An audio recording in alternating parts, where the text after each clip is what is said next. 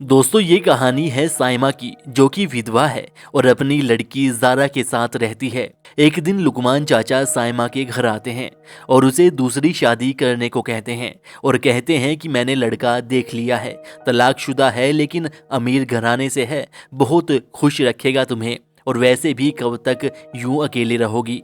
जिस पर साइमा भी दुखी मन से हामी भर देती है और फिर लुकमान चाचा, रहमान, उसकी बहन और माजी को लेकर साइमा के घर पहुंच जाते हैं।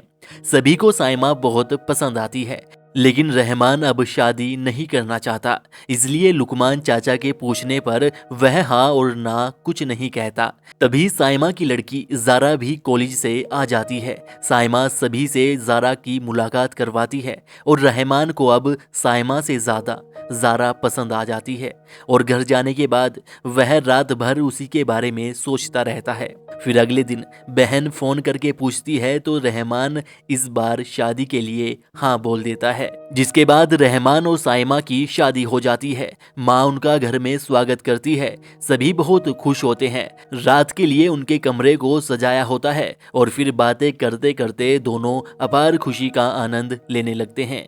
जिसके बाद अगले दिन खाना खाते समय रहमान जारा को भी यहीं बुलाने को कहता है और साइमा से कहता है कि मेरी एक कॉलेज में अच्छी जान पहचान है, मैं यहीं पर जारा का एडमिशन करवा दूंगा, तुम उन्हें यहीं पर बुला लो। फिर साइमा जारा को फोन करके अपने पास आने को कहती है कि कल तुम्हारे अब्बू तुम्हें लेने आएंगे और चुपचाप उनके साथ आ जाना।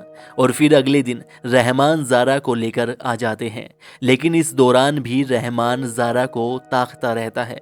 उसकी खूबसूरती को देखकर उसका मन हरदम मचलता रहता है।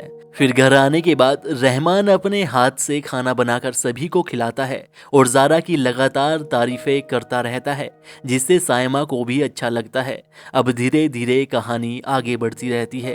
रहमान जारा को नए नए कपड़े, मोबाइल दिलवाता है, उसकी हर एक ख्वाहिश को उसके बिना बोले ही पूरी करता रहता है, जिससे साइमा को अच्छा नहीं लगता। वह बार बार रहमान को कहती है कि ये सही नहीं है, ऐसे तो जारा की आदतें खराब हो जाएगी।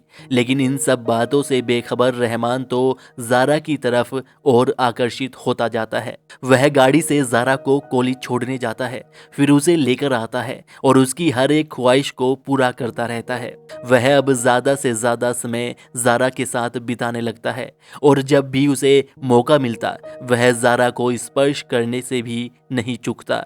फिर ऐसे ही धीरे धीरे कहानी आगे बढ़ती रहती है। इधर साइमा भी घर में खुश है और उधर जारा की भी सभी ख्वाहिशें पूरी हो रही है, तो वह भी बहुत खुश है।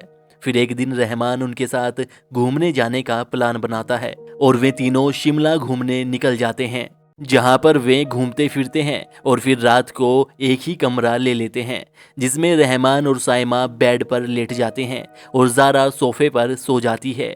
फिर रात में साइमा के सो जाने पर प्यार में बेचैन रहमान जारा के पास पहुंच जाता है।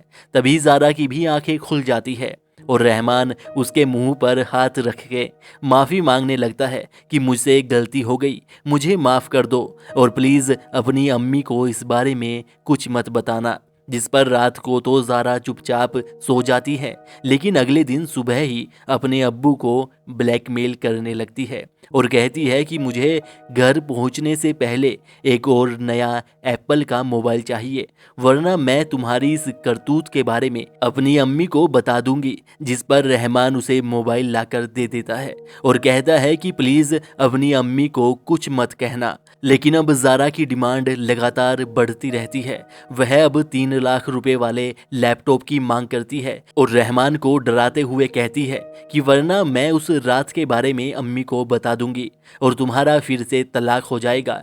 जिस डर से रहमान उसे लैपटॉप भी लाकर दे देता है।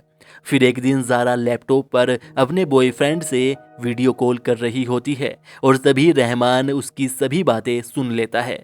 वह उसे डांटता भी है, लेकिन उल्टा जारा भी उसे डांटने लगती है और पहले अपनी शादी बचा लो फिर मुझे ज्ञान देना, यह बोलकर वहां से चली जाती है। इधर अगले दिन जब माजी और साइमा दवाई लेने जाते हैं तो उन तीनों के घर से निकलने के बाद ज़ारा अपने बॉयफ्रेंड को घर पर बुला लेती है। दोनों बातें करते हैं और मौज मस्ती करने लगते हैं कि तभी रहमान भी अकेले घर पर पहुंच जाता है और उन दोनों को रगे हाथ पकड़ लेता है। वह बॉयफ्रेंड को घर से भगा देता है और ज़ारा के साथ एक डील करता है कि ना तो मैं तुम्हारे बॉयफ्रेंड के बारे में तुम्हारी अम्मी को बताऊंगा और ना ही तुम उस रात के बारे में और जो हमारे बीच अब होगा उसके बारे में अपनी अम्मी को बताओगी। जिसके बाद इस वेब सीरीज का एंड हो जाता है। यह वेब सीरीज चरम सुख मजबूरी के नाम से उल्लू ऐप पर अवेलेबल है, आप जाकर देख सकते हैं। और इस वीडियो को लाइक और शेयर कीजिएगा और कमेंट करना मत भूलिएगा। और चैनल पर पहली बार आए हैं तो ऐसी ही और वीडियोस के लिए चैनल को सब्सक्राइब करके बेल आइकन दबा लीजिएगा।